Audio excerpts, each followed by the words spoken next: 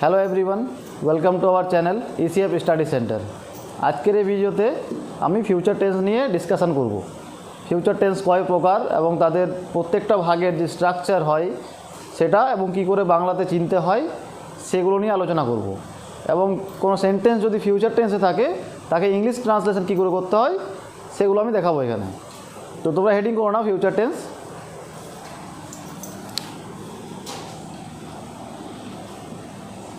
Future tense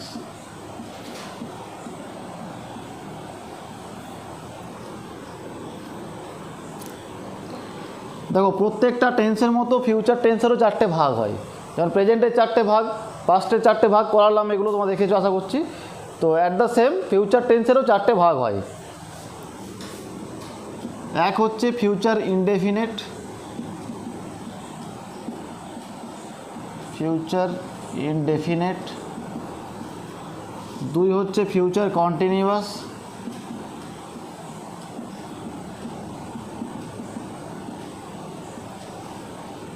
তিন হচ্ছে future perfect,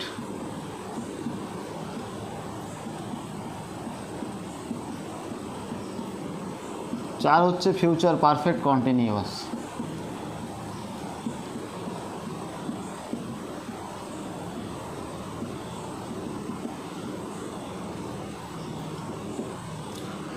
প্রত্যেকটা টেন্সের মতো এরও চারটে ভাগ, একই ভাগগুলো সব same, indefinite, continuous, perfect and perfect continuous.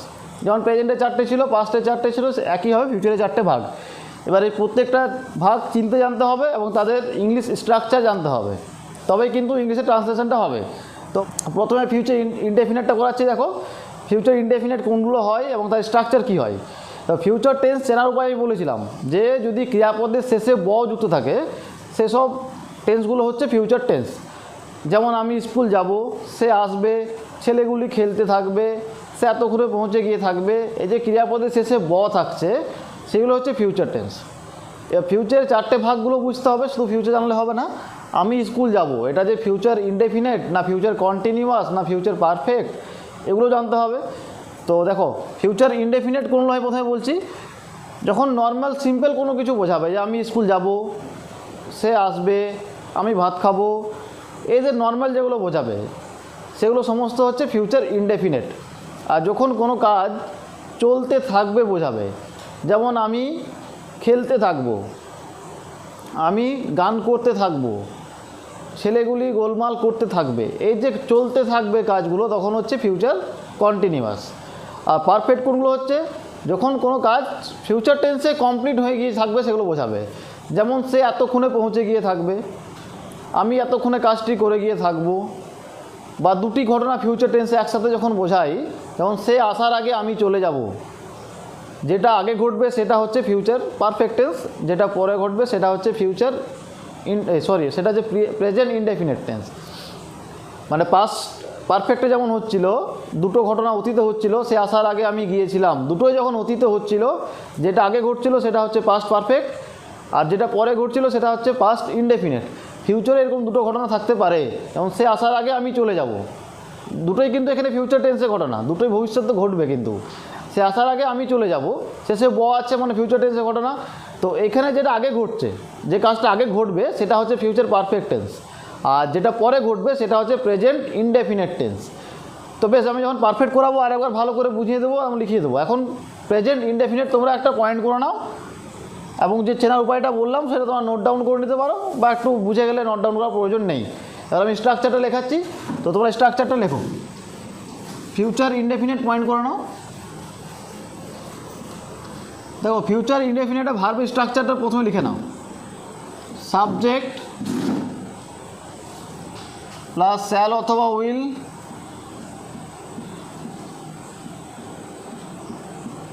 Plus verb one plus object plus others. এটা হচ্ছে ফিউচার ইনডেফিনিট টেন্সের ভার্বের স্ট্রাকচার। এটা শ্যাল উইল তার সাথে V1, এটা হচ্ছে ভার্বের স্ট্রাকচার, বাকিটা একটা সেন্টেন্সের স্ট্রাকচার এটা। তো এবার শ্যাল কোথায় বসে, উইল কোথায় বসে সেটাও লিখে নাও। আই এবং উই এর ক্ষেত্রে শ্যাল বসে,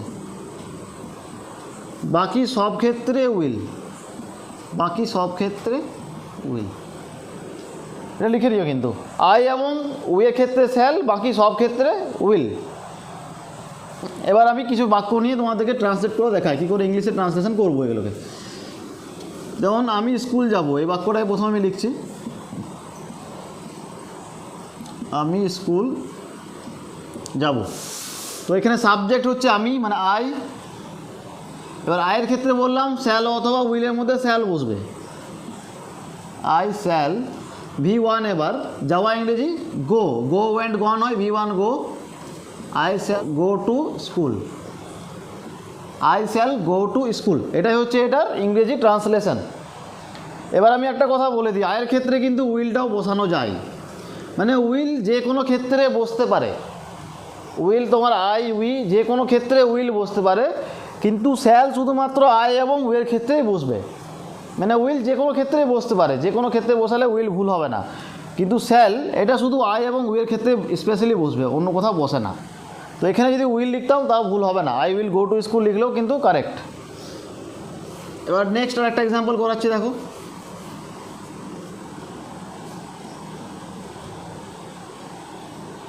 সে একটি বই কিনবে,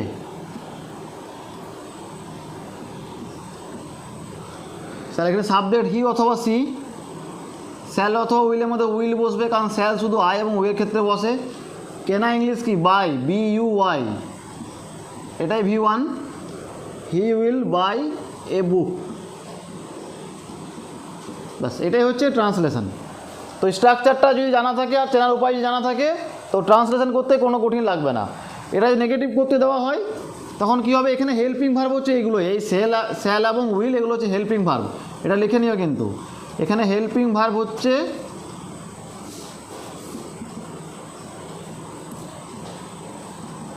এই শ্যাল উইল, এই দুটোই হচ্ছে হেল্পিং ভার্ব। ফিউচার ইনডেফিনিট টেন্সের হেল্পিং ভার্ব হচ্ছে শ্যাল অথবা উইল। আমি বলেছি আগেও যে ইংলিশ প্রত্যেকটা সেন্টেন্সে একটা করে হেল্পিং ভার্ব এবং একটা করে মেন ভার্ব লাগে। তো এখানে মেন ভার্ব V1 বসবে সবসময়, মেন ভার্বের প্রেজেন্ট ফর্মটা বসবে, আর শ্যাল অথবা উইল যেটা বসবে সেটাই হচ্ছে হেল্পিং ভার্ব। এবার যদি এটা নেগেটিভ করতে হয় ফিউচার ইনডেফিনিট টেন্স, তাহলে কী করতে হবে, আমার হেল্পিং ভার্ব আর মেন ভার্বের মাঝখানে নট দিতে হবে। নেগেটিভ করার নিয়ম কিন্তু প্রতি ক্ষেত্রে একই, সব সেন্টেন্স এবং সব টেন্সের ক্ষেত্রে নেগেটিভ করার নিয়মটা কিন্তু একই। হেল্পিং ভার্ব আর মেন ভার্ব এই দুটি মাঝখানে কিন্তু নট বসবে। তো এখানেও যদি আমি বলতাম সে একটি বই কিনবে না, এই নেগেটিভ যদি করতাম এটাকে আমি, তাহলে কী লিখতাম, হি উইল নট, এই যে উইল এবং মেন ভার্ব বাই এই দুটো মাঝখানে নট বসিয়ে দিতাম, আর কিছুই না, হি উইল নট বাই এ বুক। তো নেগেটিভ করার নিয়ম কিন্তু বারবার বলছি একটাই, যেটা আমি আগে বলেছি, হেল্পিং ভার্ব আর মেন ভার্বের মাঝখানে নট বসবে। এবার তোমরা হেডিং করে নাও ফিউচার কন্টিনিউয়াস। ইনডেফিনিট হয়ে গেল স্ট্রাকচারটা, কখন অ্যাফার্মেটিভ কী হবে আর নেগেটিভ কী হবে, আর চেনার উপায় তুমি বলেই দিলাম। তো ফিউচার কন্টিনিউয়াস এবার তোমরা একটা পয়েন্ট করে নাও, ফিউচার কন্টিনিউয়াস।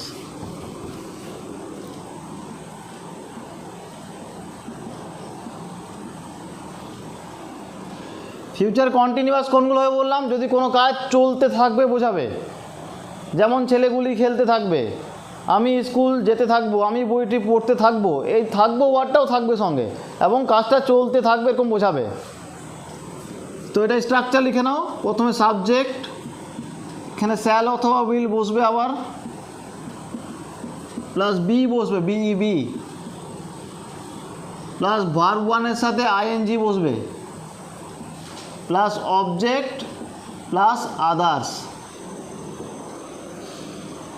শ্যাল এবং উইল একই বিষয়, কোথায় শ্যাল বসবে, আই এবং উইয়ের ক্ষেত্রে, বাকি সব ক্ষেত্রে উইল, আর বি সব ক্ষেত্রেই বসবে। একটা এক্সাম্পল নিচ্ছি আমি, ছেলেগুলি খেলতে থাকবে, এর সাবজেক্ট কি, ছেলেগুলি, দ্য বয়েজ। শ্যাল বি তো হবে না, উইল বি হবে, কারণ শ্যাল শুধু আই এবং উইয়ের ক্ষেত্রে বসে, তাহলে উইল, তারপরে বি, ভার্ব ওয়ানের সাথে ING, খেলা ইংলিশ প্লে, তার সাথে ING হলে প্লেয়িং। অবজেক্ট নেই তো অবজেক্ট লিখলাম না, ছেলেগুলি খেলতে থাকবে, the boys will be playing, এটাই হচ্ছে ইংলিশ ট্রান্সলেশন। এখানেও সেম, যদি নেগেটিভ করতে বলা হয় ছেলেগুলি খেলতে থাকবে না, তখন কিন্তু the boys will not be playing, মানে উইলের পর আবার নট বসে যাবে। বোঝা গেল? আমি একটা এক্সাম্পল নিচ্ছি, দেখো।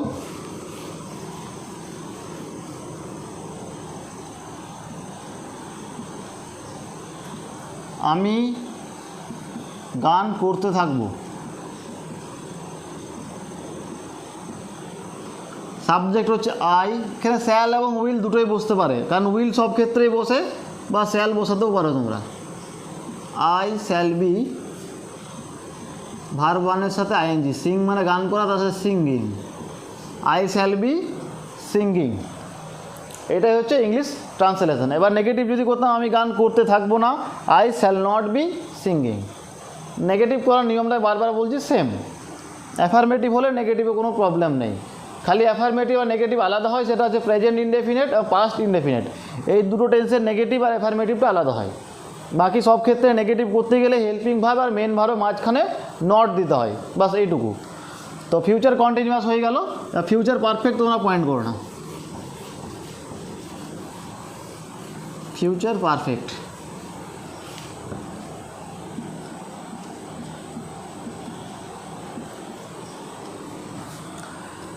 এবার দেখো, ফিউচার পারফেক্ট কোন নয় বললাম, কী চিন্তা হবে, কোনো কাজ যদি কমপ্লিট হয়ে গিয়ে থাকবে বোঝাবে, যেমন সে এতক্ষণে পৌঁছে গিয়ে থাকবে, আমি বইটি পড়ে গিয়ে থাকবো, এই ধরনের যখন কোনো কাজ ফিউচার টেন্সে কমপ্লিট হয়ে গিয়ে থাকবে যদি বোঝায়, সেগুলো ফিউচার পারফেক্ট টেন্স হয়। আদারওয়াইজ আর কোনগুলো হয়, আর এক রকমের হয় যে দুটি ঘটনা যদি একসাথে ফিউচার টেন্সে বোঝায়, তখন সে আসার আগে আমি চলে যাব। তারপরে হচ্ছে উত্তর লেখার আগে বইটি পড়বো, এই যে একটা ঘটনা পর একটা ঘটবে যখন বোঝাবে, তখন যেটা আগে ঘটবে সেটা ফিউচার পারফেক্ট টেন্স, আর যেটা পরে ঘটবে সেটা হচ্ছে প্রেজেন্ট ইনডেফিনিট টেন্স। বেশ, আগে আমি সিঙ্গেলগুলো করাই, যে কোনো কাজ যদি হয়ে গিয়ে থাকে বোঝায়, যেমন সে, প্রথম স্ট্রাকচারটা লিখে নাও এটার, সাবজেক্ট প্লাস শ্যাল অথবা will plus have plus V3 plus object plus others. এই স্ট্রাকচারটা হচ্ছে ফিউচার পারফেক্ট টেন্সের স্ট্রাকচার। এবার আমি একটা এক্সাম্পল নিচ্ছি এখানে, সে এতক্ষণে পৌঁছে গিয়ে থাকবে।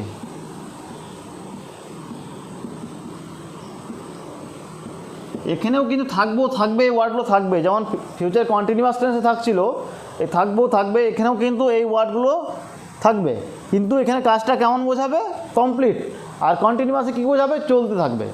ডিফারেন্সটা একটু বুঝে নিও কিন্তু, কারণ এখানে অনেকেরই ভুল হয়। তো এখানে সাবজেক্ট হি অথবা সি,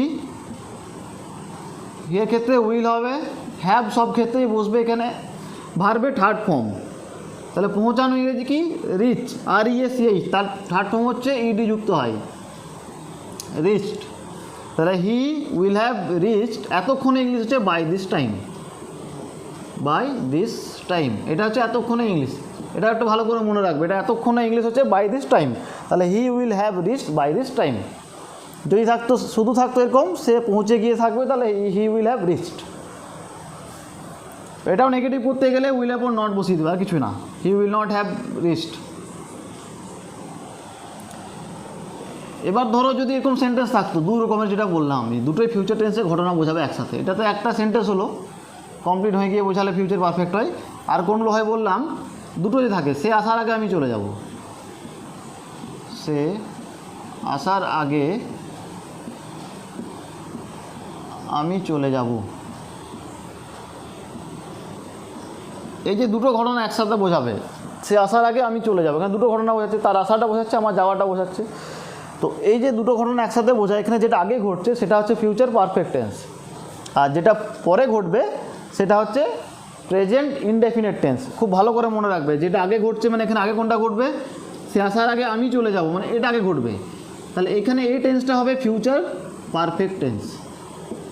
আর সে আসার এই টেন্সটা হবে, এটা হচ্ছে প্রেজেন্ট ইনডেফিনিট টেন্স। এটা খুব ভালো করে মনে রাখবে কিন্তু, যেটা আগে ঘটবে সেটা ফিউচার পারফেক্ট, আর যেটা পরে ঘটবে সেটা প্রেজেন্ট ইনডেফিনিট। আর আগে এর যে ওয়ার্ড, এটার জন্য বিফোর বসে যাবে, যেটা পাস্ট পারফেক্ট টেন্সে যেমন হচ্ছিল আর কি, দুটো ঘটনা মাঝখানে বিফোর বসছিল, যেটা আগে ঘটছিল সেটা পাস্ট পারফেক্ট হচ্ছিল, যেটা পরে ঘটছিল পাস্ট ইনডেফিনিট হচ্ছিল। তো এখানেও সেম, যেটা আগে ঘটছে সেটা হচ্ছে ফিউচার পারফেক্ট টেন্স এবং যেটা পরে ঘটবে সেটা হচ্ছে প্রেজেন্ট ইনডেফিনিট টেন্স। তো এই ধরনের বাক্য যখন থাকবে আগে ফিউচার পারফেক্ট টেন্সটাকে লিখবো, মানে যেটা আগে ঘটছে। তা আমি চলে যাব, এটাকে ট্রান্সলেশন করব, আমি চলে যাব, এটা ফিউচার পারফেক্ট টেন্সের নিয়মে হবে কিন্তু। তো আই পারফেক্ট টেন্সের নিয়মে প্রথমে সাবজেক্ট আই বসালাম, এবার স্যাল অথবা উইল, স্যালও বসাতে পারি উইলও বসাতে, আয়ের ক্ষেত্রে দুটোই বসে। তারপরে হ্যাভ হবে V3, চলে যাওয়া ইংরেজি গো মানে যাওয়া, তো এখানে গো ওয়েন্ট গন V3 বসবে। তাহলে আই শ্যাল হ্যাভ গন, আর অবজেক্ট নেই তো অবজেক্ট লিখলাম না, বিফোর বসবে, এই যে আগে শব্দটা তার জন্য বিফোর বসবে এখানে বিফোর। এবার এটা ট্রান্সলেশন করব, এটা প্রেজেন্ট ইনডেফিনিটের নিয়মে ট্রান্সলেশন হবে সে আসাটা। তাহলে এখানে সাবজেক্ট সে হি অথবা সি, তার আসা ইংলিশ কি কাম। তো প্রেজেন্ট ইনডেফিনিটের ক্ষেত্রে কি হয়, V1 বসে কখনো, বা কখনো V1 এর সাথে এস বা ইএস বসে। তোমরা যারা প্রেজেন্ট টেন্সের ভিডিওটা দেখেছো তোমরা বুঝতেই পারবে, আর যদি না দেখেছো তারা আগে ভিডিওটা দেখে নাও কিন্তু, কারণ এটা পরপর করে আসতে হবে। ডাইরেক্ট ফিউচার টেন্স করলে কিন্তু হয়তো বুঝতে পারবে কিন্তু টেন্সটা ইনকমপ্লিট থেকে যাবে। তো প্রথমে যেটা আমি আপলোড করেছি টেন্স চেনার উপায়, তারপর আছে প্রেজেন্ট টেন্স, তারপর আছে পাস্ট টেন্স, এরপর হচ্ছে ফিউচার টেন্স। তো ওই তিনটে ভিডিও দেখার পরেই কিন্তু এটা দেখবে। তো প্রেজেন্ট ইনডেফিনিট টেন্স আমি কী বলছিলাম, সাবজেক্ট তারপর ভার্ব 1 অথবা ভার্ব 1 সাথে এস বা ইএস। তো কখন এস বা ইএস বসে, যখন এক বচন হয়, সিঙ্গুলার হয়। তাহলে হি তো সিঙ্গুলার, তাহলে ভার্বের সাথে এস বা ইএস বসবে, মানে COME কাম তার সাথে এস। তাহলে অ্যান্সার হচ্ছে হি কামস, মানে I shall have gone before he comes. বোঝা গেল? এটা খুব ভাইটাল কিন্তু, বড় প্যাসেজ ট্রান্সলেট করতে গেলে এই ধরনের অনেক আসবে কিন্তু, এগুলো কিন্তু ভালো করে বুঝবে, নাহলে স্ট্রাকচার করতে পারবে না এগুলোকে। সেন্টেন্সটা কোথায় কী লিখতে হবে ভুল হয়ে যাবে তখন কিন্তু। তো এটা খুব ভালো করে বুঝবে, যেটা আগে ঘটবে সেটা হচ্ছে ফিউচার পারফেক্ট টেন্স, সেটা আগে লিখবো, মাঝে বিফোর, তারপরে যেটা পরে ঘটবে সেটা প্রেজেন্ট ইনডেফিনিটের নিয়মে এখানে ট্রান্সলেট করব। তাহলে সাবজেক্ট হি অথবা সি। এবার প্রেজেন্ট ইনডেফিনিটের নিয়ম হচ্ছে ভার্ব 1 বসে কখনো, কখনো ভার্ব 1 এর সাথে এস বা ইএস বসে। তো এস বা ইএস কখন বসে, যদি সাবজেক্টটা সিঙ্গুলার হয়। এখানে সাবজেক্ট সিঙ্গুলার আছে তাই কামের সাথে আমি এস বসালাম, হি কামস। তাহলে ট্রান্সলেট করলে হচ্ছে I shall have gone before he comes. দেখো আমি আর একটা ট্রান্সলেট করাচ্ছি, এরকম একটা বাক্য নিচ্ছি যে দুটো ঘটনা একসাথে ঘটবে, দুটোই ফিউচার টেন্সে বোঝাবে কিন্তু।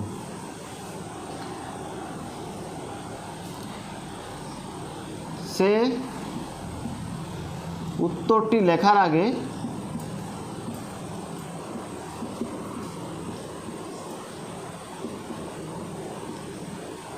বইটি পড়বে।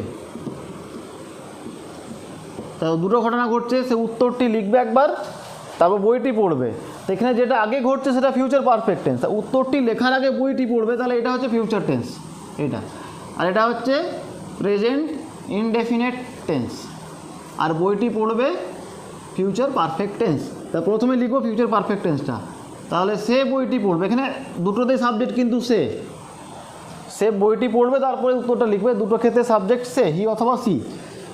তো হি অথবা সি, বইটি পড়বে প্রেজেন্ট পারফেক্ট টেন্সের নিয়মে এখানে উইল বসবে, তারপর হ্যাভ, পড়া ইংলিশ রিড, তার ভিতরে রেড, উচ্চারণটা আলাদা হয়, বানান একই হয় রিডের। He will have read the book, বইটি পড়বে দ্য বুক। এবার বিফোর বসে মাঝে বললাম বিফোর। এবার এটা সে উত্তরটি লেখার, তাহলে সে উত্তরটি লিখবে, এটা একটা হবে। এবার এটা প্রেজেন্ট ইনডেফিনিট নিয়মে হবে, সাবজেক্ট আবার হি, এবার ভার্বের সাথে এস বা ইএস যোগ হবে, কারণ এটা এক বচন। লেখা ইংলিশ রাইট, WRITE, তার সাথে এস বসে যাবে, before he writes the answer, উত্তরটি লেখার আগে, না অবজেক্ট আছে। তাহলে টোটাল এটার ট্রান্সলেশনটা কী হলো, হি will have read the book before he writes the answer. ভালো করে বুঝবে কিন্তু, স্ট্রাকচারটা খুব ভাইটাল কিন্তু। আর এটা একটা ফিউচার পারফেক্ট টেন্সে ইউজ এখানে হচ্ছে, আর শুধু ফিউচার পারফেক্ট টেন্স সিঙ্গেলও হতে পারে, যদি কোনো কাজ হয়ে গিয়ে থাকবে, যদি বোঝাই, যেমন সে চলে গিয়ে থাকবে, যেটা করালাম আমি প্রথমে যেটা আর কি। তো তোমরা একটা ভালো করে বুঝে নিও, একবার না বুঝতে পারলে 2-3 বার করে দেখবে কিন্তু এটা। এবার ফিউচার পারফেক্ট কন্টিনিউয়াস পয়েন্ট করে নাও, ফিউচার পারফেক্ট কন্টিনিউয়াস। তো ফিউচার পারফেক্ট টেন্স হলো, এবার ফিউচার পারফেক্ট কন্টিনিউয়াস টেন্স, তোমরা পয়েন্ট করে নাও, ফিউচার পারফেক্ট কন্টিনিউয়াস। এটা হলে টেন্স কিন্তু কমপ্লিট। 12টা টেন্স একদম কমপ্লিট হয়ে যাবে। লাস্ট এটাই। ফিউচার পারফেক্ট কন্টিনিউয়াস হবে কোনগুলো হবে? দেখো পারফেক্ট কন্টিনিউয়াস চেনার উপায় কিন্তু সব ক্ষেত্রে একই, কন্টিনিউয়াস টেন্সের সাথে সময় দেওয়া থাকবে। তাহলে এখানে ফিউচার কন্টিনিউয়াস যেগুলো হচ্ছে সেরকম একই হবে, কিন্তু তার সাথে সময় অ্যাড করা থাকবে। যেমন ছেলেগুলি খেলতে থাকবে, এটা বললি তো এটা ফিউচার কন্টিনিউয়াস টেন্স, একটু আগে করালাম আমি। তো এখানে টাইম অ্যাড করে দিই আমি, ছেলেগুলি 2 ঘন্টা ধরে খেলতে থাকবে, তখন এটা হচ্ছে future perfect continuous tense. Perfect continuous চেনার নিয়ম কিন্তু সব ক্ষেত্রে একই। তো এটা এক্সাম্পল, প্রথম স্ট্রাকচারটা লিখে নাও। সাবজেক্ট শ্যাল অথবা will plus have plus bin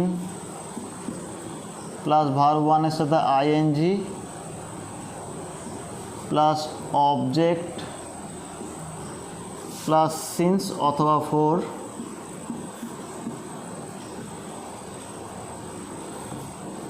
since of for plus time.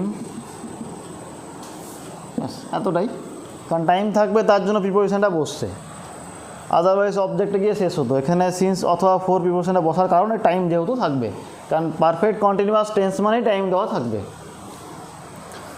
তো আমি একটা এক্সাম্পল নিচ্ছি।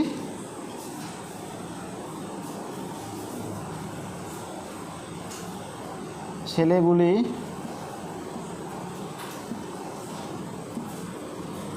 দু ঘন্টা ধরে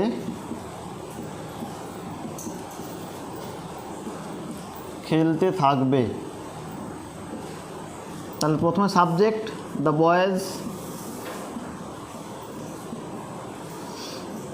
শ্যাল অথবা উইলের মধ্যে উইল বসবে, হ্যাভ বিন বসবে, সব ক্ষেত্রে হ্যাভ বিন সব ক্ষেত্রেই বসবে। The boys will have been playing, ভার্বের সাথে আইএনজি। অবজেক্ট নেই তো লিখবো না, সিন্স অথবা ফোর। এখানে কোনটা বসবে?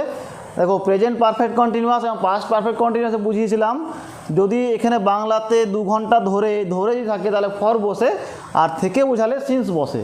তো এখানে ধরে আছে মানে ফর বসবে, ফর 2 আওয়ার্স।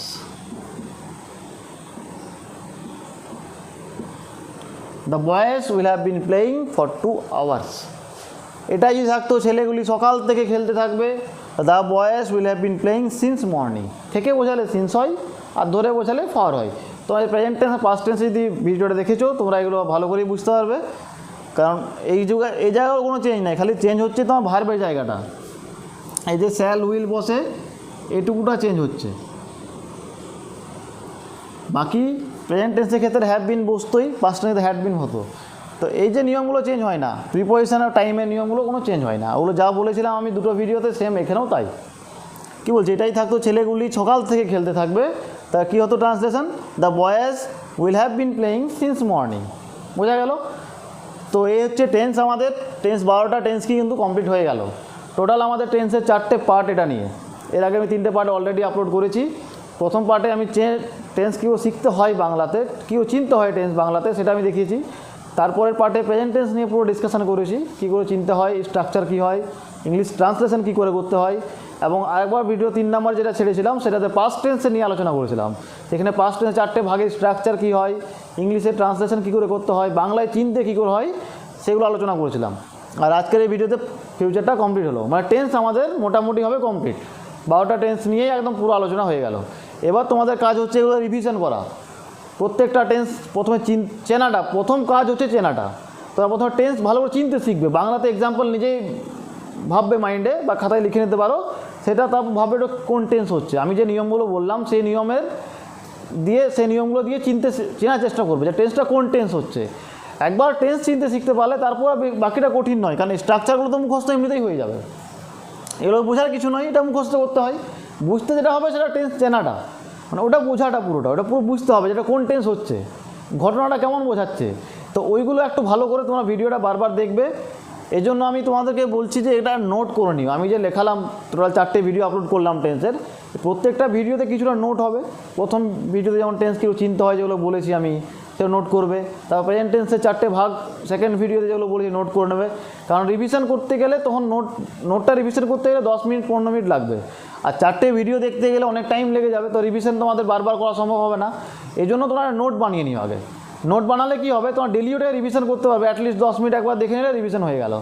তো নোট কিন্তু বানাতে হবে তোমাদেরকে, কারণ প্রত্যেকবার রিভিশনের জন্য তো ভিডিও দেখতে পারবে না, এত টাইম তো নেই, দেখার ইচ্ছাও করবে না।